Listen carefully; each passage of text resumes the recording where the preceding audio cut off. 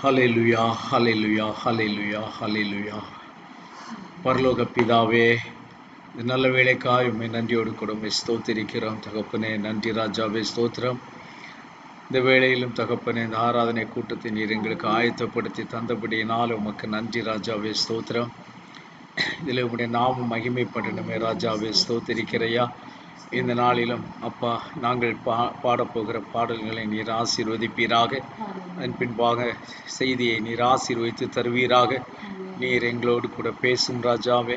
செய்தியை கேட்க போகிற பிள்ளைகள் ஒவ்வொருவரையும் உங்களுடைய பரிசுத்த ஆவியினாலே நிறைத்தருளும்.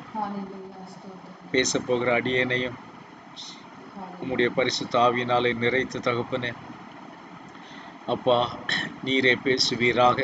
உம்முடைய சித்தம் எங்கள் நடுவிலே செயல்படட்டும் ராஜாவே. உம்மை நன்றியோடு கூட எங்கள் ஸ்தோத்திரிக்கிறோம்.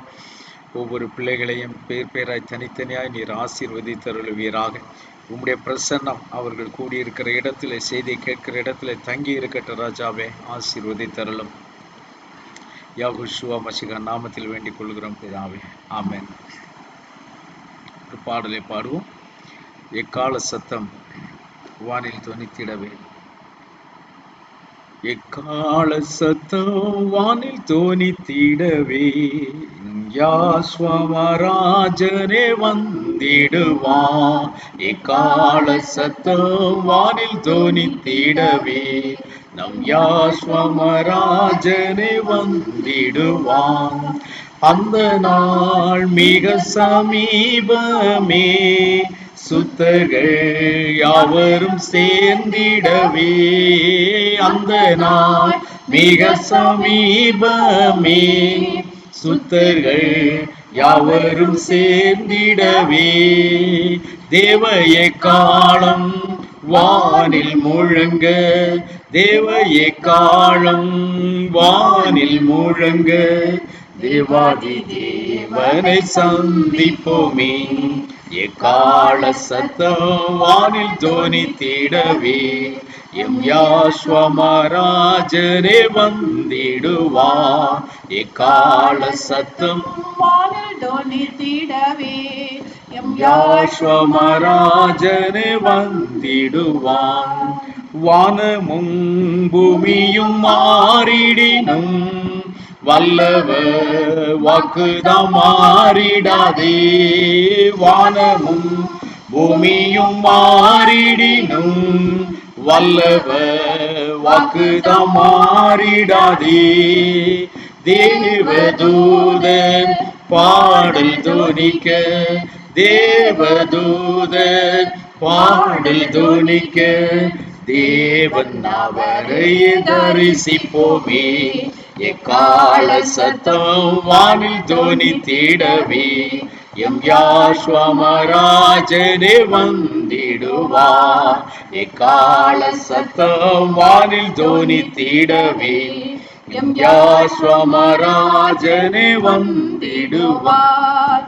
கண்ணிமை நேரத்தில் மாறிடுவோம், விண்ணிலே யாவரும் சேர்ந்திடுவோம். கண்ணிமை நேரத்தில் மாறிடுவோம், விண்ணிலே யாவரும் சேர்ந்திடுவோம்.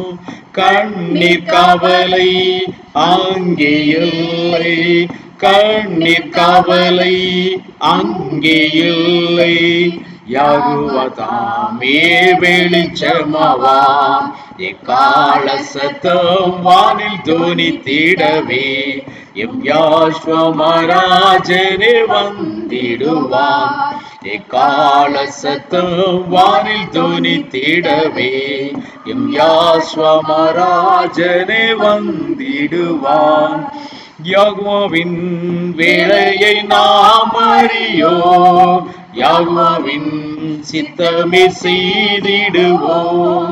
யெகோவாவின் வேளையை நாம் அறியோம், யெகோவாவின் சித்தமே செய்திடுவோம். பலன்கள் யாவையும் அவரே அளிப்பார், பலன்கள் யாவையும் அவரே அளிப்பார். பரமனோடென்றும் வாழ்ந்திடுவோம். எக்கால சத்தம் வானில் தொனித்திடவே எம் யாஸ்வா மகாராஜனே வந்திடுவார். எக்கால சத்தம் வானில் தொனித்திடவே எம் யாஸ்வா மகாராஜனே வந்திடுவார். கள்ளர்கள் பரவி அங்கும் இங்கும் யெகோவாவின் வார்த்தையை புரட்டுகிறார். கள்ளர்கள் பரவி அங்கும் இங்கும் யெகோவாவின் வார்த்தையை புரட்டுகிறார். யெகோவாவே வாரும் வாஞ்சையை தீரும், யெகோவாவே வாரும் வாஞ்சையை தீரும், கருத்துடன் நாம் ஒழித்திருப்போம். எக்கால சத்தம் வானில் தொனித்திடவே எம் யாஸ்வா மகாராஜனே வந்திடுவார்.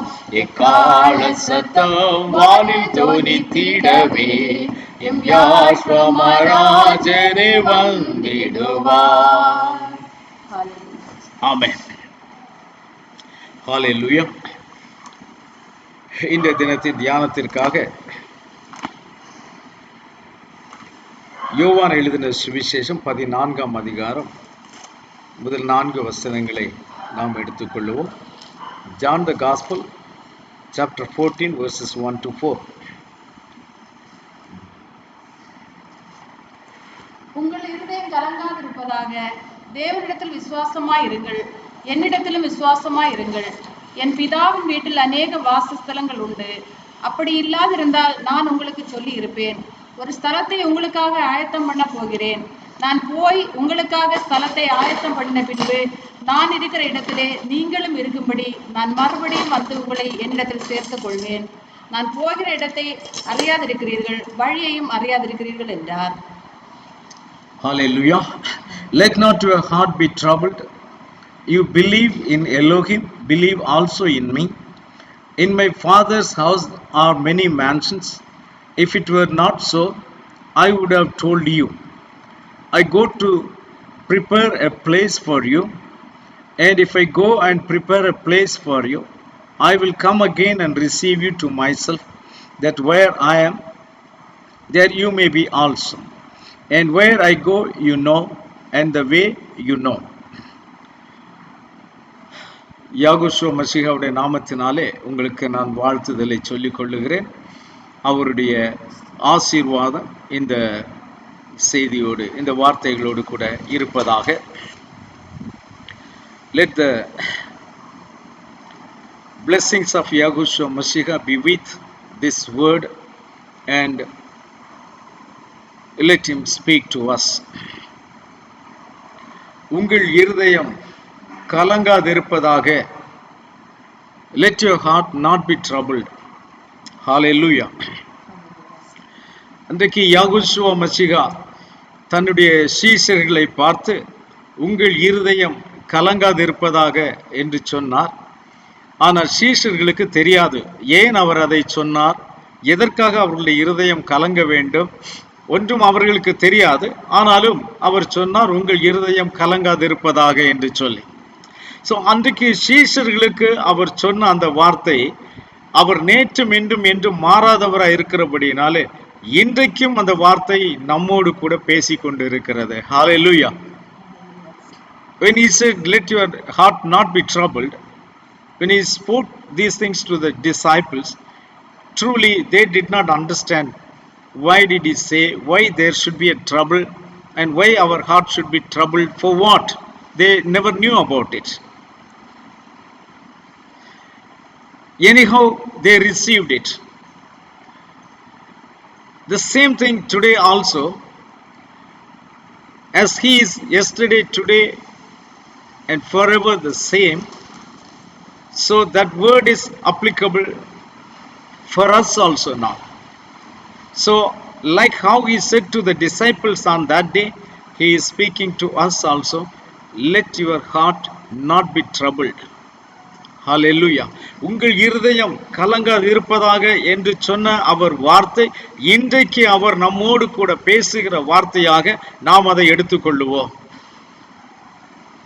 எந்த விஷயத்தில் ஆகிலும் நாம் கலங்க வேண்டியதில்லை என்று அன்றைக்கே அவர் நமக்கு திட்ட தெளிவாக சொல்லிவிட்டார். அப்பொழுது அந்த வார்த்தையை அப்படியே நாம் எடுத்துக்கொள்வோம்.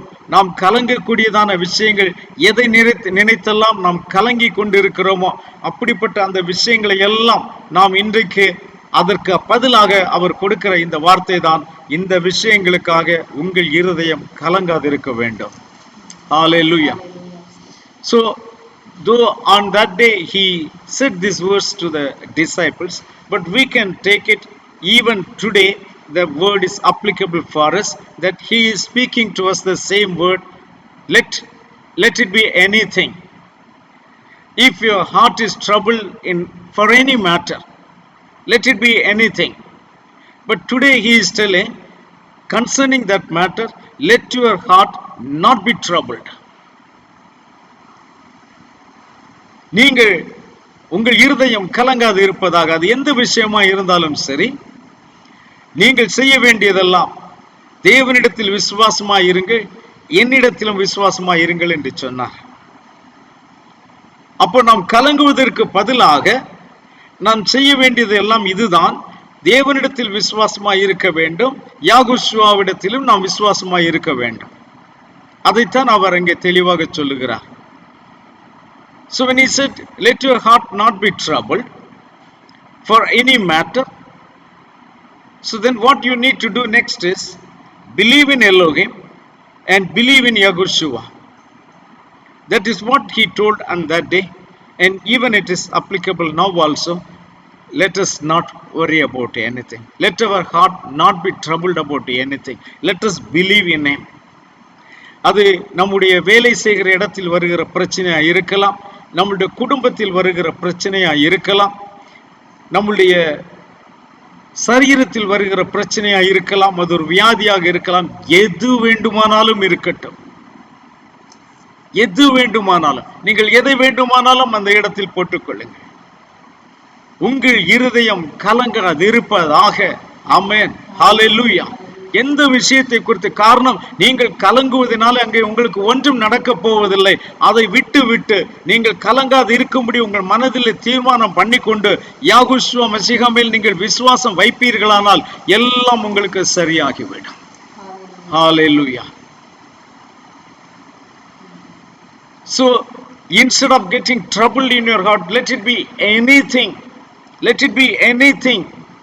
Maybe your work side, maybe your family side, maybe your relative side, in the society, anywhere and any matter, even the sickness, even loss, anything. Let your heart not be troubled.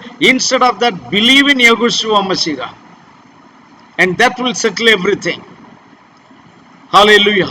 அது எல்லாவற்றையும் உங்களுக்கு வாழ்க்கையிலே சரி செய்துவிடும். நாம் கலங்கி கொண்டிருப்பதனால ஒரு பிரயோஜனமும் இல்லை. ஆக நாம் அந்த கலங்க வேண்டியதான விஷயம் எதுவானாலும் அதை யாகுஷ்வா மேல் வைத்து விட்டு நாம் அவரிடத்தில் சொல்லிவிட்டோம், அவர் அதை கவனித்துக் கொள்வார் என்று நாம் இளைப்பாற வேண்டும். அந்த விசுவாசத்திலே நாம் இளைப்பாற வேண்டும். If any trouble comes to you, by worrying about that trouble, nothing is going to happen. Instead of that, if you cast that burden upon Yahushua, he will sustain us and he will set every problem all right. And what we need to do is we need to rest in the faith upon him. Yes, அவர் மேல் வைக்கிற விசுவாசத்தினாலே நாம் இளைப்பாறுதல் அடைந்து கொள்ளுவோம். அவர் எல்லாவற்றையும் கல்வாரி சிலுவையிலே நமக்காக செய்து முடித்து விட்டார். இனிமேல் அவர் செய்ய போகுவதற்காக எந்த விஷயமும் பாக்கி வைக்கவில்லை.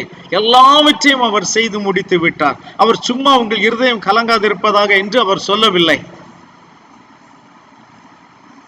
When Yahushua told that let your heart not be troubled, he has the authority to say that because he finished all our problems at the stake of Calvary.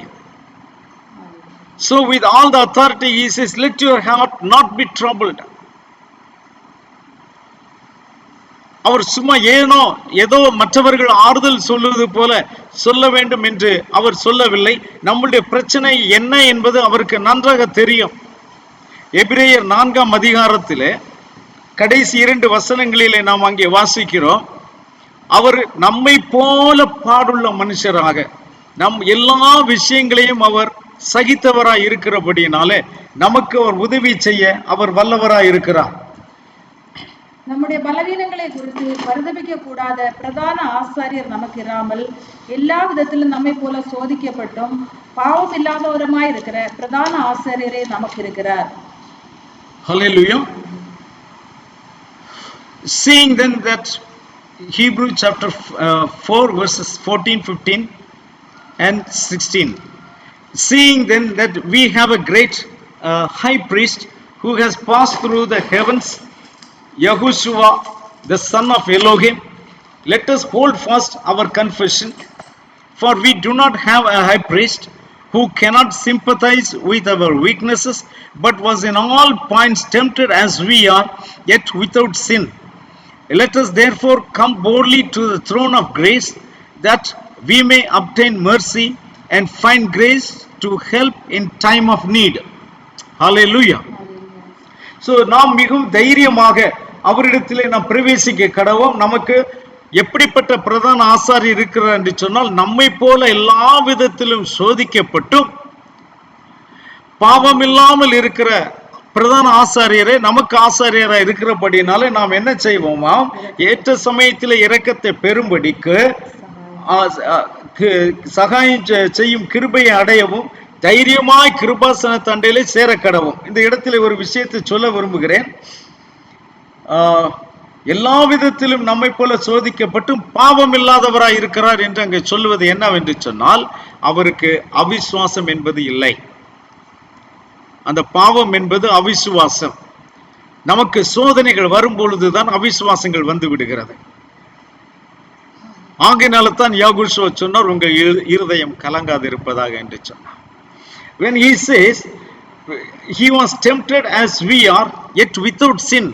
So without sin means disbelief in the word of Elohim. So when we are at peace, we don't disbelieve anything, we believe everything. But when we are in trouble and the trouble endures, then that is the time we start doubting the word of Yahuwah, doubting the promise of Yahuwah. So when Yahushua Mashiach went through all these things, he became victorious, yet without sin. Means he did not doubt, he did not disbelieve the promises of Yahuwah, the word of Yahuwah.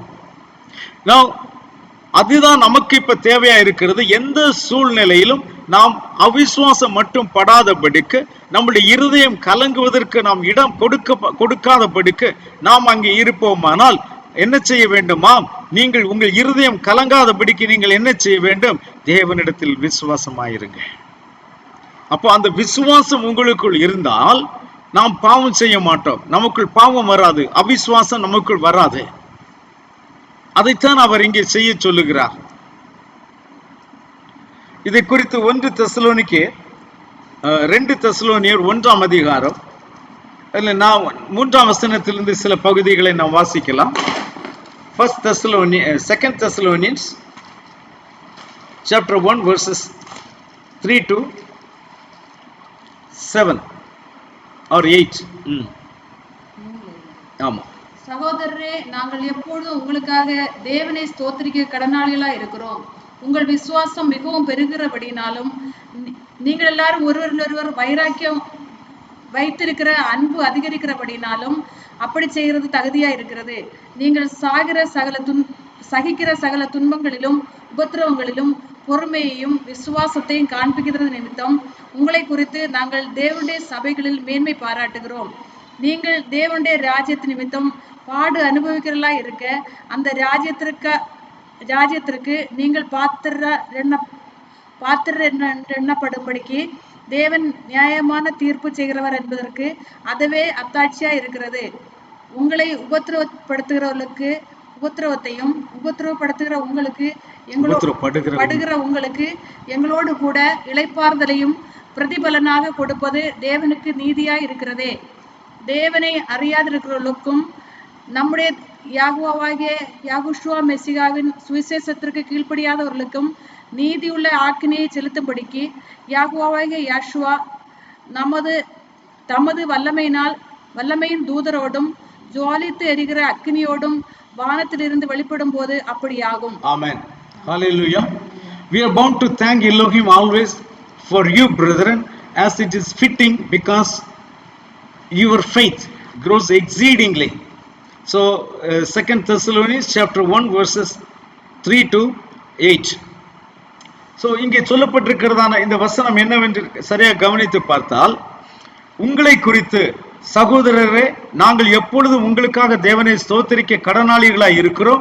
உங்கள் விசுவாசம் மிகவும் பெருகுகிறபடியினாலும் நீங்கள் எல்லாரும் ஒருவரில் ஒருவர் வைத்திருக்கிற அன்பு அதிகரிக்கிறபடியினாலும் அப்படி செய்கிறது தகுதியாய் இருக்கிறது என்று இங்கே தெசலோனிக்கேயருக்கு சவுல் எழுதும்போது சொல்லுகிறார். உங்களுடைய விசுவாசம் எப்படி இருக்கிறது, நீங்கள் அதிகமாக பெருகுகிறீர்கள், உங்கள் அன்பு அதிகரிக்கிறது என்று சொல்லி அவர்களை பாராட்டுகிறார்.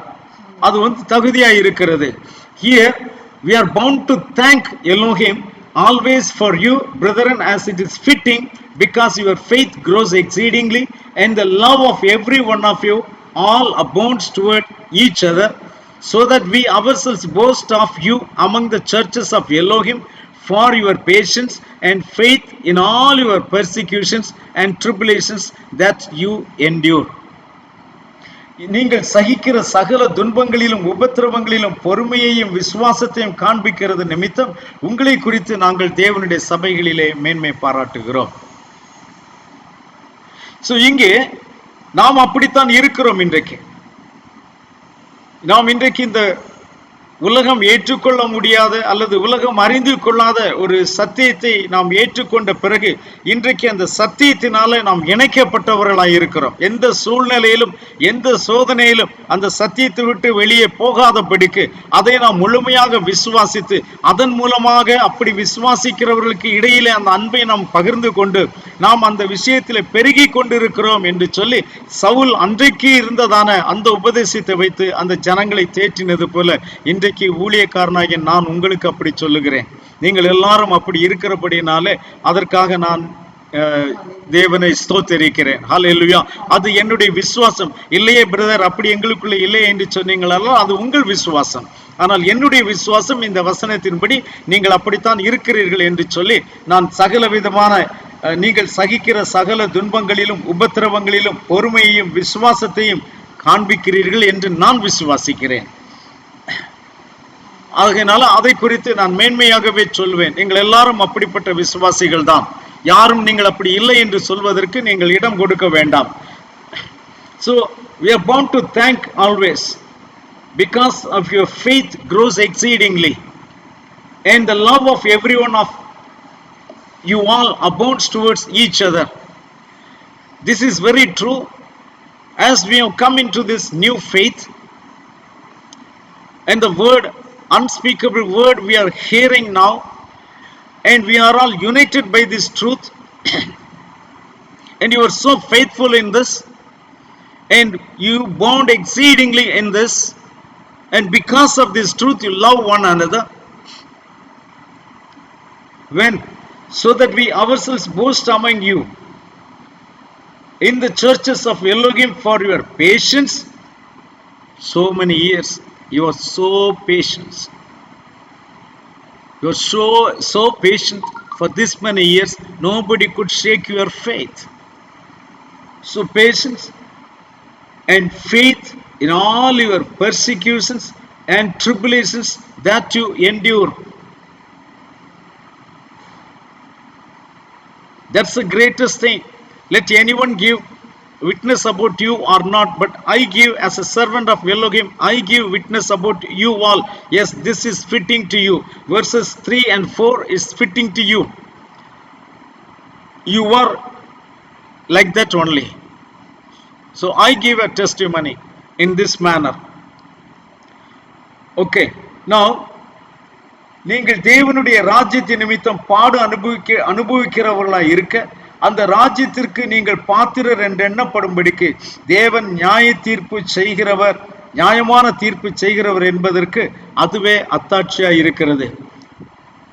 Which is manifest evidence of righteous judgment of Elohim, that you may be counted worthy of the kingdom of Elohim, for which you also suffer. Amen.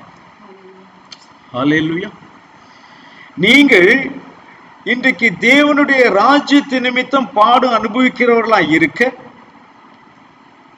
எங்க பிரதர் நாங்க எங்க தேவனுடைய ராஜ்யத்து நிமித்தம் பாடு அனுபவிக்கிறவர்களா இருக்கிறோம் என்று சொன்னால், ஆம் அருமையான தேவ பிள்ளைகளே, நீங்கள் அனைவரும் அந்த தேவனுடைய ராஜ்யத்தின் நிமித்தமாகவே நீங்கள் வேலை செய்கிற இடங்களிலே உண்மையா இருக்க வேண்டும் என்று நினைக்கிறீர்கள். வேற என்ன காரணம்? எதற்காக நீங்கள் உண்மையா இருக்கிறீர்கள்? மற்றவர்களிடத்திலே உண்மையா இருக்கிறீர்கள். உங்கள் சொந்தங்களினாலே பகைக்கப்பட்டிருக்கிறீர்கள். காரணம், நீங்கள் இந்த சத்தியத்தை ஏற்றுக்கொண்டதினாலே அநேகர் உங்களுக்கு பகையாளி ஆகியிருக்கிறார்கள். இவ்வளவு ஆன பிறகும் கூட நீங்கள் அதிலே உறுதியாய் தரித்து நிற்கிறீர்கள் என்று சொன்னால், அது எதற்காக? நீங்கள் தேவனுடைய ராஜ்யத்திற்காகத்தான் அப்படி செய்து கொண்டிருக்கிறீர்கள். தேவனுடைய வார்த்தைக்காக, சத்தியத்திற்காக நீங்கள் இதை செய்து கொண்டிருக்கிறீர்கள் என்பதை யாரும் மறுக்க முடியாது. எத்தனை பிரச்சனைகள் உங்களுக்கு இதன் மூலமாக வந்திருக்கலாம், எத்தனை அவமானங்கள் இதன் மூலமாக உங்களுக்கு வந்திருக்கலாம். ஆனாலும் நீங்கள் விசுவாசித்த அந்த சத்தியத்திலிருந்து யாரும் உங்களை இதுவரைக்கும் அசைக்க முடியவில்லை அல்லவா? எத்தனை வருஷங்கள் ஆகிவிட்டது. அதை யார் கவனித்தாலும் கவனிக்காவிட்டாலும் யாஹூ அதை கண்டிப்பாக கவனிக்கிறார். என் நாமத்தின் நிமித்தம் அல்லவா, என் ராஜ்யத்தின் நிமித்தம் அல்லவா இந்த பிள்ளைகள் இந்த பாடுகளை எல்லாம் சகிக்கிறார்கள் என்று அவர் அதை நிச்சயமாக பார்க்கிறார். மற்றவர்கள் செய்வது போல நாம் செய்ய முடிவதில்லை. ஆனாலும் அப்படி செய்ய முடியவில்லையே என்று நாம் வருத்தப்படாதபடிக்கு நாம் இங்கே செய்கிற வழிகளில் நாம் சந்தோஷமா இருக்கிறோம் அல்லவா, நாம் மன மகிழ்ச்சியா இருக்கிறோம் அல்லவா. இன்றைக்கு இந்த செய்தியை மன மகிழ்ச்சியா நீங்கள் ஒரு மனதோடு கேட்டுக்கொண்டிருக்கிறீர்கள் அல்லவா. அதை தேவன் நிச்சயமாக கவனிக்கிறார். ராஜ்யத்தின் நிமித்தமாகத்தான் இதையெல்லாம் நீங்கள் சகிக்கிறீர்கள் என்று அவர் கவனித்துக் கொண்டிருக்கிறார். Which is the manifest evidence of your righteous judgment of Elohim, that you may be counted worthy of the kingdom of Elohim, for which you also suffer. True, you are suffering because of the kingdom of Elohim, because you are the citizen of the kingdom of Elohim. For that reason, this world is persecuting you. They give unrighteous judgment to you. They don't reward you for your labor, but you are so sincere towards them. Why? You don't behave like the worldly people. Your behavior is totally different. Why? Because you are the citizen of the kingdom of Elohim. So your attitude, your nature is totally different. You welcome that suffering, you welcome that persecution, because this is unrighteous world ruled by unrighteous people. So it is going to give you such a result, but we are patiently waiting for the righteous kingdom to come. நீதியான ஒரு ராஜ்யம் வருவதற்காக நாம் காத்திருக்கிறோம். நாம் இப்பொழுது வேலை செய்யும் பொழுது உத்தமமாய் செய்கிறோம், மற்றவர்களிடத்தில் பொய் சொல்வதில்லை, நன்றாக உழைக்கிறோம், ஏமாற்றுவதில்லை.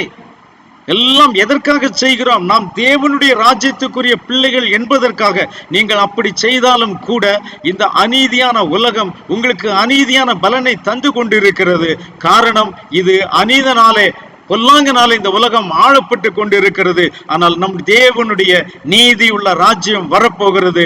அன்றைக்கு நமக்கு எல்லாம் சரியாக நடக்கும். ஹல்லேலூயா. நீதி வாசமாயிருக்கிற புதிய வானமும் புதிய பூமியும் உண்டாகும் என்று 2 பேதுரு 3ஆம் அதிகாரத்திலே நாம் வாசிக்கிறோம்.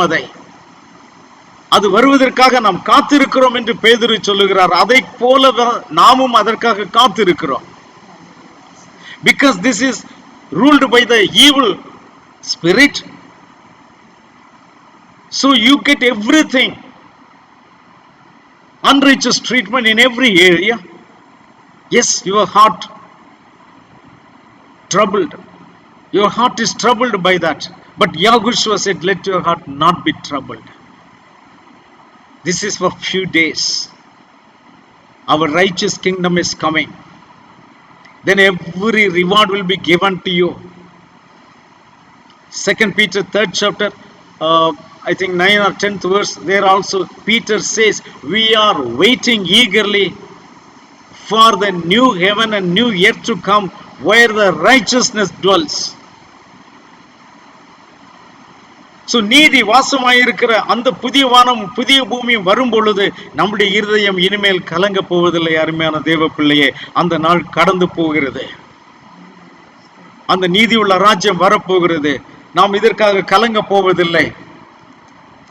மேற்கொண்டு பாருங்கள், உங்களை உபத்திரப்படுத்துகிறவர்களுக்கு உபத்திரவத்தையும் உபத்திரவப்படுகிற உங்களுக்கு எங்களோடு கூட இளைப்பாறுதலையும் பிரதிபலனாக கொடுப்பது தேவனுக்கு நீதியாயிருக்கிறதே. ஹல்லேலூயா. சோ நம்முடைய இந்த பாடுகள் இப்படியே போய்கொண்டிருக்கும் என்றால் அல்ல. ஒரு கொஞ்ச காலத்திற்கு தான் இந்த பாடுகள். அதன் பின்பு அவைகள் முடிந்து போகும். எவ்வளவு தூரம் இன்றைக்கு துன்பத்தை நாம் அனுபவிக்கிறோமோ, எவ்வளவு தூரம் பாடுகளை அனுபவிக்கிறோமோ, கொஞ்ச காலத்திற்கு பிறகு நமக்கு துன்பத்தை தருகிறவர்களுக்கு துன்பத்தையும், நமக்கு துன்பப்படுகிறதான நமக்கு இளைப்பாறுதலையும் தருவது அங்கே அவருக்கு தேவனுக்கு நீதியா இருக்கிறது. ஹல்லேலூயா. தேவன் அந்த நீதியை செலுத்தும் பொழுது நாம் உண்மையாகவே அந்த இளைப்பாறுதலுக்குள் நாம் பிரவேசிப்போம். அருமையான தேவ பிள்ளையே, இந்த பாடுகளை எல்லாம் நாம் மறந்து போவோம். ஆகையால் உங்கள் இருதயம் கலங்காதிருப்பதாக. ஹல்லேலூயா. So since it is a righteous thing with Elohim to repay with the tribulation those who trouble you and to give you who are troubled rest with us when Yahushua Mashiach is revealed from heaven with his mighty angels. So that day is going to come. Your sufferings, your persecutions is not going to endure forever. There is a time limit. The righteous judge is coming. He is going to give tribulation, or he is going to give punishment to those who persecute you, and he is going to give rest those who are being troubled. So let your heart not be troubled. Believe that that day is coming. Yahushua Mashiach is coming with his mighty angels to give you the rest, to do the righteous judgment upon this earth. So this is the hope. As we have this hope, so let your heart not be troubled. Hallelujah.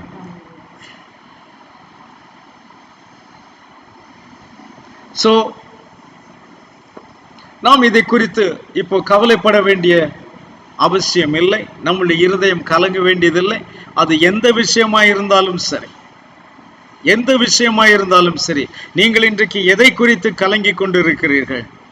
அப்படி இல்லை என்று யாரும் சொல்லிவிட முடியாது. ஒவ்வொருடைய குடும்பத்திலும் அநேக விஷயங்களில் கலக்கம் இருக்கிறது. சரீரத்தை குறித்து கலக்கம் இருக்கிறது, வியாதிகளை குறித்து கலக்கம் இருக்கிறது, பொருளாதாரத்தை குறித்து கலக்கம் இருக்கிறது, அநேக விஷயங்களை குறித்து கலக்கம் இருக்கிறது. இல்லை என்று யாரும் சொல்லிவிட முடியாது. ஆனால் நமக்கு இருக்கிறதான பெரிய பாக்கியம் என்ன? அந்த கலக்கங்களுக்காக நீ கலங்கி கொண்டிராதபடிக்கு நீ யெகோஷுவாவினிடத்திலே விசுவாசமாயிரு. அது எந்த விஷயமாயிருந்தாலும் சரி. So let your heart not be troubled. Let it be for any matter, financial matter, your health matters, sickness, diseases, relationship problems. Let it be anything. You name anything. Let your heart not be troubled because of those things. Instead of that, have faith in Yahushua Mashiach. Hallelujah. Sure, you will definitely have some trouble. Something is troubling your heart. That is why the word is coming to you. Let your heart not be troubled. Rejoice, dear children of Yahuwah. Today you rejoice. The word is coming to you. It is not told in John 14 or 2000 years before, but his word is the living word. It lives even today. இது 2000 வருஷங்களுக்கு முன்பாக யோவான் 14ஆம் சுவிசேஷத்தில் சொல்லப்பட்டதான அந்த வார்த்தை தானே என்று நினைக்காதபடிக்கு அது ஜீவனுள்ள வார்த்தை. அது இன்றைக்கும் ஜீவிக்கிற வார்த்தை. இன்றைக்கும் அந்த வார்த்தை நம்மோடு கூட பேசி கொண்டு இருக்கிறது. எந்த விஷயத்தை குறித்து நீ கலங்கி கொண்டு இருக்கிறாயோ மகனே மகளே, நீ அந்த விஷயத்தை குறித்து நீ கலங்க வேண்டிய அவசியமே இல்லை. அதற்கு பதில் நீ தேவனிடத்தில் விசுவாசமாய் இரு. யெகோவா மெசியாவிடத்தில் நீ விசுவாசமாய் இரு. அதுதான் நீ செய்ய வேண்டிய ஒரே காரியம். ஹல்லேலூயா. அடுத்த வசனத்திற்கு நாம் கடந்து செல்வோம். என் பிதாவின் வீட்டில் அநேக வாசஸ்தலங்கள் உண்டு. அப்படி இல்லாதிருந்தால் நான் உங்களுக்கு சொல்லி இருப்பேன். ஒரு ஸ்தலத்தை உங்களுக்காக ஆயத்தம் பண்ண போகிறேன். போதும். In my father's house are many mansions. If it were not so, I would have told you, I go to prepare a place for you. அப்போ இங்கே என் பிதாவின் வீட்டில் அநேக வாசஸ்தலங்கள் உண்டு என்று அங்கே சொல்லப்பட்டிருக்கிறது. அது ஒரு சரியான மொழிபெயர்ப்பு அல்ல. வாசஸ்தலத்தில் வீடு இருக்கலாம். வீட்டில் எப்படி வாசஸ்தலங்கள், அதாவது இங்கிலீஷ்ல போட்டிருக்கும் போது அது மேன்ஷன்ஸ் அப்படின்னு போட்டிருக்கு. மேன்ஷன்ஸ்னா பெரிய பெரிய மாளிகைகள், பங்களாக்கள். அப்போ ஒரு வீட்டுக்குள் ஒரு மேன்ஷன், ஒரு பங்களா இருக்க முடியாது. பங்களாவுக்குள் வீடுகள் இருக்கலாம். அப்ப இங்கே இந்த மொழிபெயர்ப்பு எப்படி வந்திருக்க வேண்டுமானால், என் பிதாவின் ராஜ்யத்திலே அநேக வீடுகள் உண்டு. என் பிதாவின் ராஜ்யத்தில் அநேக வீடுகள் உண்டு. In my father's dominion, in father's domain, in his kingdom, there are many houses. Jehovah மஸீஹா சொன்னார், காணாமல் போன இஸ்ரவேல் வீட்டாரிடத்திற்கு அனுப்பப்பட்டேனே அன்றி வேறில்லை. I was sent to the last house of Yasher. அப்ப பிதாவின் ராஜ்யத்திலே இஸ்ரவேல் என்ற ஒரு வீடு, யூதா என்ற ஒரு வீடு அங்கே இருந்தது. 2 houses, 2 வீடுகள் என்று சொல்லுவார்கள். அப்ப in father's domain, the kingdom, there were 2 houses, the house of Yasher and the house of Yehuda. There were 2 houses. அப்போ அங்கே யூதாவின் வீடும் இஸ்ரவேல் என்ற வீடும் அங்கே இருக்கும் பொழுது அவர் சொல்லுகிறார், அந்த வீடல்ல, உங்களுக்கு நான் வேறொரு ஸ்தலத்தை நான் ஆயத்தம் பண்ண போகிறேன் என்று சொன்னார். Hallelujah. So he said, I am going to prepare another place for you, not those place. I am going to prepare another place for you. உங்களுக்கு நான் வேறொரு இடத்தை நான் ஆயத்தம் பண்ண போகிறேன். அந்த இடத்தை குறித்து அவர் சொல்லும் பொழுது, 3ஆம் வசனம், நான் போய் உங்களுக்காக ஸ்தலத்தை ஆயத்தம் பண்ண பின்பு நான் இருக்கிற இடத்திலே நீங்களும் இருக்கும்படி நான் மறுபடியும் வந்து உங்களை என்னிடத்தில் சேர்த்துக் கொள்வேன். Amen. Hallelujah. And if I go and prepare a place for you, I will come again and receive you to myself, that where I am, there you may be also. நான் இருக்கிற இடத்தில் நீங்களும் இருக்கும்படிக்கு நான் வந்து உங்களை என்னிடமாய் சேர்த்துக் கொள்வேன் என்று சொல்லுகிறார். அப்ப அவர் ஆயத்தம் பண்ணுகிறதான அந்த இடம் என்ன? அவர் இருக்கிற இடம். அப்ப அவர் இருக்கிற இடம் என்ன என்பதை நாம் தெரிந்து கொண்டால் அவர் ஆயத்தம் பண்ணுகிற இடம் எது என்பதை நாம் தெரிந்து கொள்ள முடியும். So what he says here, I will come again and receive you to myself, that where I am, there you may be also. So which is that place? It is himself. He says, I will receive you to myself, and where I am, there you may be also. So where he is, that is the place he is going to prepare. And he says, it is myself. நான் உங்களை என்னிடமாய் சேர்த்துக் கொள்வேன். அப்ப அந்த என்னிடம் என்பதுதான் அவர் நமக்கென்று ஆயத்தம் பண்ணினதான இடம். அப்ப அந்த இடம் என்பது அவருக்குள் தான் நமக்கு இருக்கிறது, வேறு எங்கும் இல்லை. பாருங்கள், அதே அதிகாரத்தில்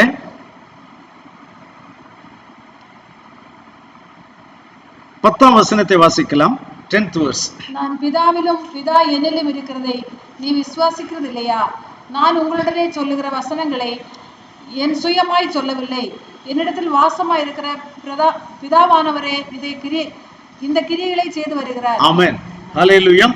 So do you not believe, 10th verse, do you not believe that I am in the Father and the Father in me? So the words that I speak to you, I do not speak on my own authority, but the Father who dwells in me does the works. Hallelujah.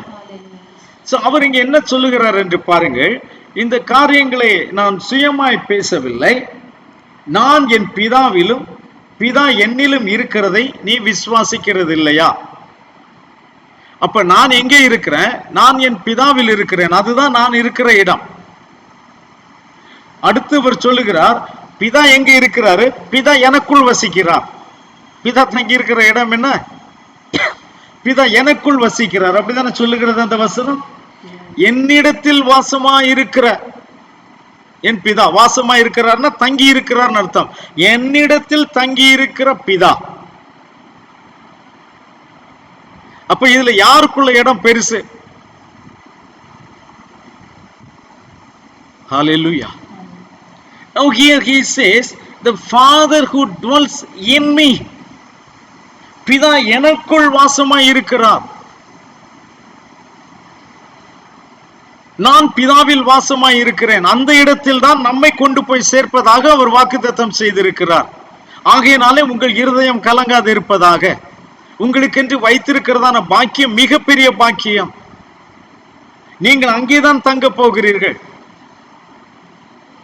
ஆகையினாலே உங்கள் இருதயம் கலங்க வேண்டாம். So the place which I go to prepare is the place where I live. I live in my Father, and Father dwells in me. Hallelujah. So அப்படிப்பட்டதான ஒரு மேன்மையான இடத்தை தான் அவர் நமக்கென்று ஆயத்தப்படுத்தி வைத்திருக்கிறார். ஆகையினாலே உங்கள் இருதயம் கலங்காது இருப்பதாக. Because he is preparing such a place. So let your heart not be troubled. அவர் எப்பொழுதுமே தன்னுடைய பிள்ளைகளுக்கென்று ஒரு இடத்தை ஆயத்தம் பண்ணுகிறவராகவே இருக்கிறார். பாதுகாப்பான ஒரு இடத்தை அவர் ஆயத்தம் பண்ணி வைத்திருக்கிறார். He always prepares a secure place for his children. சில இடங்களை நாம் பார்க்கலாம். யாத்திராகமம் 33ஆம் அதிகாரம், Exodus chapter 33 verse 21. பின்னும் யாகுவா, இதோ என்னண்டையில் ஒரு இடம் உண்டு, நீ அங்கே கல்மலையில் நில்லு. Hallelujah. Here Yahushua says to Moshe in Exodus chapter 33 verse 21, and Yahuwah said, here is a place by me, and you shall stand on the rock.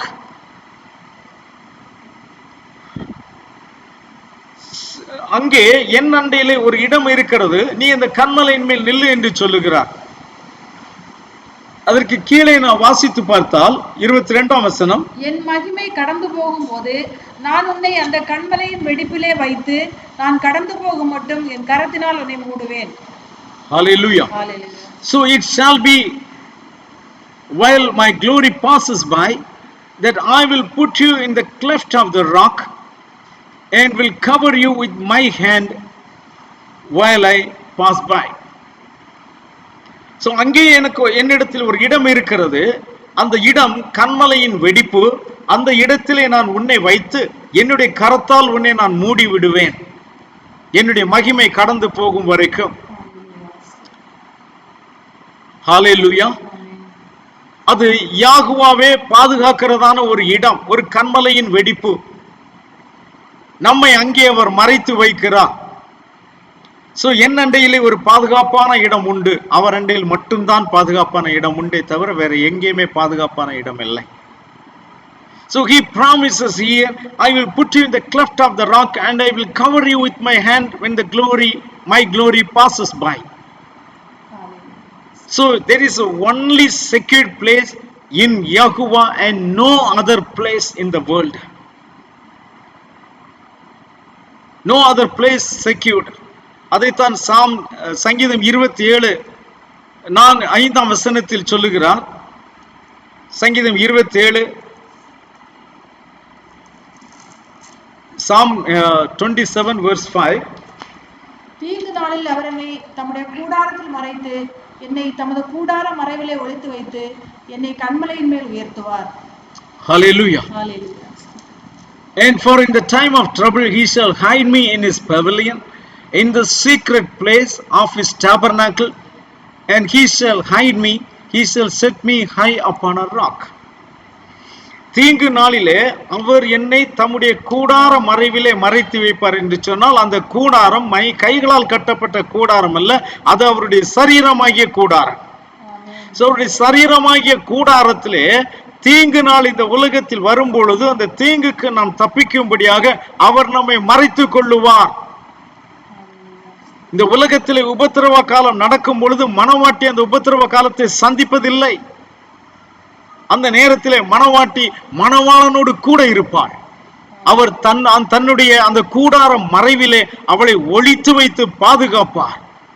அதுக்கெல்லாம் முடிந்த பிறகு கன்மலையின் மேல் கொண்டு போய் அவளை உயர்த்துவார்.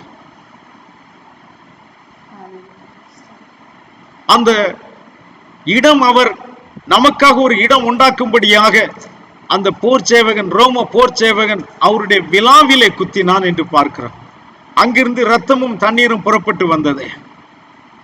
அந்த இடம்தான் நமக்கு மறைவான ஒரு இடம், தன்னுடைய மனவாட்டியை மறைத்து வைக்கிற இடம். அது எப்படி பிரதர் அது மனவாட்டியை மறைத்து வைக்கிற இடம் என்று சொல்லுவீர்கள்? காரணம் அதுதான் ஏவாளை எடுத்த இடம்.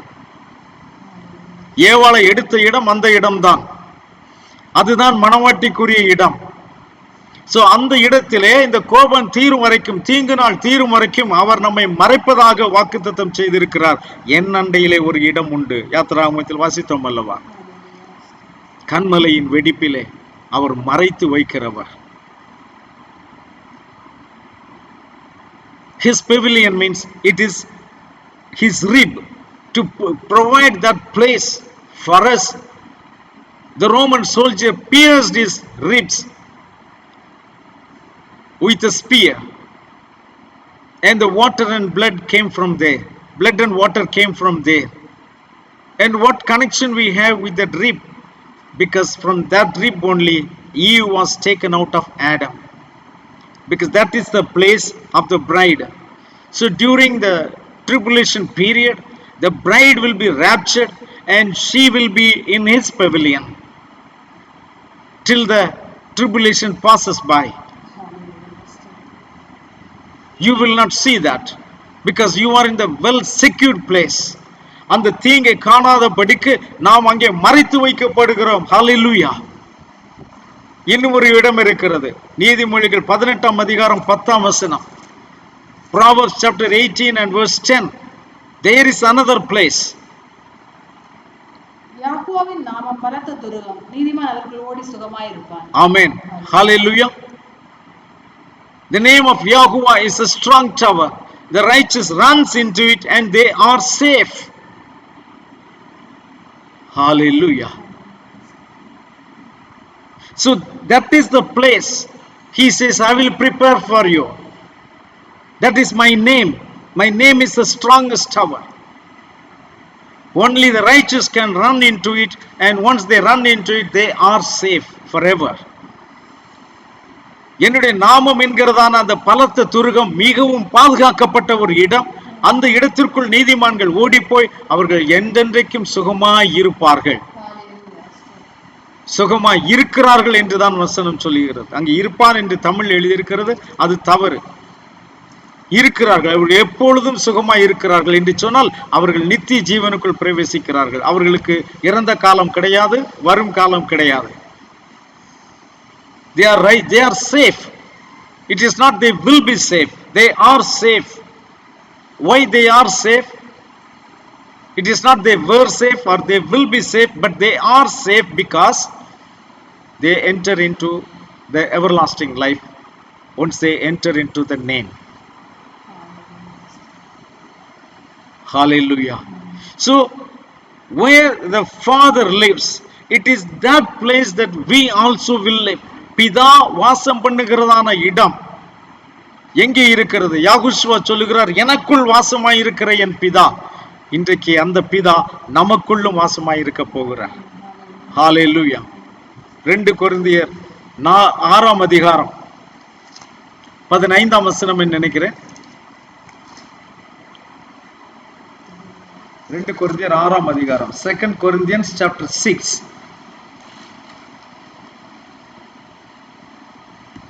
verse 16. தேவனுடைய ஆலயத்துக்கும் விக்கிரகங்களுக்கும் சம்பந்தம் ஏது?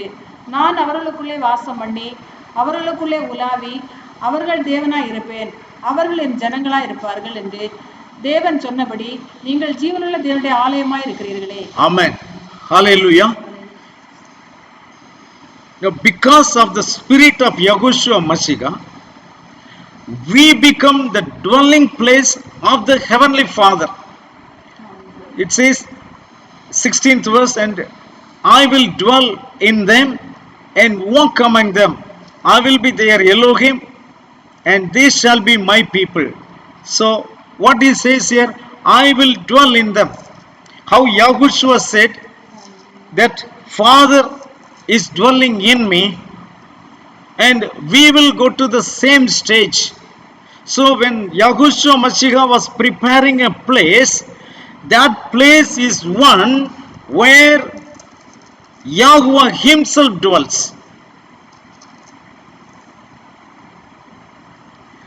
அங்கே யாகுஷ்வா மசிகா நமக்காக ஆயத்தம் பண்ணுகிறேன் என்று சொன்ன அந்த இடம் எப்படிப்பட்ட இடம்? பிதாவானவர் வாசம் செய்யக்கூடியதான இடமாயிருக்கிறது. எப்படி யாகுஷ்வா மசிகா அன்றைக்கு சொன்னாரோ, பிதா என்னில் வாசமாய் இருக்கிறார் என்று சொல்லி, அதாவது எனக்குள் வசிக்கிறார், எனக்குள் ஜீவிக்கிறார் என்று சொன்னாரோ, அதே நிலைமைக்கு நம்மையும் மாற்றுவதுதான் அவர் நமக்கென்று ஆயத்தம் பண்ணுகிறதான ஒரு இடம். இதைத்தான் அவர் வாக்குத்தத்தம் பண்ணினார், நான் உங்களுக்காக ஒரு இடத்தை ஆயத்தம் பண்ண போகிறேன். ஹalleluya. இப்பொழுது அந்த பிதா நமக்குள்ளே வாசமாய் இருப்பார். 1 கொரிந்தியர் 3ஆம் அதிகாரம் 17ஆம் வசனம் கூட அதைத்தான் சொல்லுகிறது. 1 Corinthians chapter 3 verse 17. ஒருவன் தேவனுடைய ஆலயத்தை கெடுத்தால் 16 நீங்கள் தேவனுடைய ஆலயமாய் இருக்கிறீர்கள் என்றும் தேவனுடைய ஆவி உங்களில் வாசமாய் இருக்கிறார் என்றும் அறிந்திருக்கிறீர்களா? அறியாதிருக்கிறீர்களா? Hallelujah. That you are the temple of Elohim. Do you not know that you are the temple of Elohim and that the spirit of Elohim dwells in you? நமக்கென்று ஆயத்தம் பண்ணப்பட்டதான இடம், the place which was promised to be prepared for us. He promised to prepare a place for us. What is that place? A place that you become the temple and the spirit of Elohim dwells in you. What a great blessing, dear children of Yahuwah. So let your heart not be troubled. அந்த பிதா நமக்குள் வாசமாய் இருக்கும்படியான ஒரு இடமாய் அவர் நம்மையே மாற்றுவதைத்தான், உங்களுக்காக ஒரு இடத்தை நான் ஆயத்தம் பண்ண போகிறேன் என்று சொன்னார். எவ்வளவு பெரிய இடத்தை அவர் நமக்காக ஆயத்தம் பண்ணி இருக்கிறார் என்று பாருங்கள். பிதா நமக்குள் வாசம் பண்ணக்கூடியதான ஒரு இடம். நாம் ஒவ்வொருவரும் ஒரு ஆலயமாய் மாறக்கூடியதான ஒரு இடம். ஆலயத்துக்குள் யார் இருப்பார்? யாரை நாம் ஆராதிக்கிறோமோ அவர் அங்கே இருப்பார். எங்கே 2 பேர் 3 பேர் என் நாமத்தினாலே கூடியிருக்கிறீர்களோ அங்கே அவர்கள் நடுவிலே நான் இருக்கிறேன் என்று சொல்கிறார். நாம் ஒவ்வொருவரும் ஆலயமாய் மாறுகிறோம். நம் ஒவ்வொருவருக்குள்ளும் அவர் வாசம் செய்கிறார். What a wonderful place he prepared for us, that you yourself become that place, you yourself become that temple where the living Elohim dwells in, and you become the temple where 2 or 3 gather in my name, there I am in the midst. So every one of you become the temple, and the spirit of Elohim dwells in every one of you. What a great blessing it is, dear children of Elohim. எவ்வளவு பெரிய ஒரு ஆசீர்வாதம் இது! எதை கொடுத்து இதை நாம் வாங்க முடியும்? யாகூஷுவா மசீக சொன்னார், நான் உங்களுக்காக ஒரு இடத்தை ஆயத்தம் பண்ணுங்க. ஹalleluya. எஸ், அந்த இடத்தை எந்த காரணம் கொண்டும் நாம் இழந்து விடக்கூடாது. அப்படிப்பட்ட ஒரு இடத்தை நாம் பெறப்போகிற படியினாலே நாம் இந்த பாடுகளை குறித்து கவலையே படாதபடிக்கு நம்முடைய இருதயம் கலங்காதிருக்க வேண்டும். ஹalleluya. Because we are going to receive such a great place, that you become the temple where the living Elohim dwells. So all the persecutions and the sufferings should not trouble you. Let your heart not be troubled. Hallelujah. Let's pray. பரலோக பிதாவே, இந்த நல்ல வேலைக்காய் உம்மை நன்றியோடு உம்மை ஸ்தோத்திரிக்கிறோம், உம்மை துதிக்கிற ராஜாவே. நீர் கொடுத்த இந்த வார்த்தைகளுக்காக, இந்த செய்திகளுக்காக உமக்கு நன்றி ராஜாவே. எங்கள் இருதயத்தில் எந்த விதமான கலக்கங்கள் இருந்திருந்தாலும் இனிமேல் அது எங்களுக்குள் இல்லை என்று நாங்கள் விசுவாசிக்கிறோம் ராஜாவே. Heavenly Father, we praise and thank you for this wonderful moment. Father, even if any trouble is there in our heart, this moment onwards, we believe there is no trouble at all in our heart. And also, you said you believe in me. Yes, Father, grant us that faith in us. என்னிலே விசுவாசமாய் இருங்கள் என்று சொன்னீர். அந்த விசுவாசத்தை நீர் எங்களுக்கு கட்டளையிடுவீராக. ஹalleluya. எங்களுக்காக நீர் ஆயத்தம் பண்ண போகிற அந்த இடத்திற்காக உமக்கு நன்றி. பிதாவின் ஆவி எங்களுக்குள் வாசம் பண்ணும்படியான இடத்தை நீர் எங்களுக்கு ஆயத்தம் பண்ணுகிறீர். அதற்காக உமக்கு நன்றி ராஜாவே. Yes, you promised us, Father, that you are going to prepare a place where the spirit of Elohim will dwell in us, Father. Yes, such a great blessing you are granting to us. We praise and thank you for that. உமக்கு நன்றி செலுத்துகிறோம், உம்மை ஸ்தோத்திரிக்கிறோம், உம்மை துதிக்கிற ராஜாவே. ஹalleluya. S, ஒவ்வொரு பிள்ளைகளையும் பேர் பேராய் தனித்தனியாய் நீர் ஆசீர்வதித்தருளுவீராக. Let everyone be blessed by name and by counting, Father. Hallelujah. Yes, Father. Hallelujah. ஒரு குறைவும் இல்லாதபடிக்கு உடைய பிள்ளைகளை நீர் காத்துக்கொள்ளும். உமக்கு நன்றி ராஜாவே, ஸ்தோத்திரம். உடைய ராஜ்யத்திற்காக உடைய பிள்ளைகளை நீர் ஆயத்தப்படுத்துவீராக. உமக்கு நன்றி ராஜாவே. Hallelujah. Bless your children, Father, without any lacking any good things, Father, and also prepare everyone for the kingdom, for your kingdom, Father. We give all the honor and glory to you forever and ever. In the matchless name of Yahushua Mashiach, we pray with thanksgiving. அப்பா, எல்லா துதியும் கனமும் மகிமையும் ஒருவருக்கு செலுத்துகிறோம். எங்கள் மீட்பரும் இரட்சகருமாகிய யெகோஷுவா மசிகா நாமத்தினாலே வேண்டிக் கொள்கிறோம் பிதாவே. ஆமென். ஹalleluya. யாகுவா உங்களை ஆசீர்வதிப்பாராக. May Yahweh bless you all. Yahweh ஷலோம். யாகுவா ஷலோம். ஆமென்.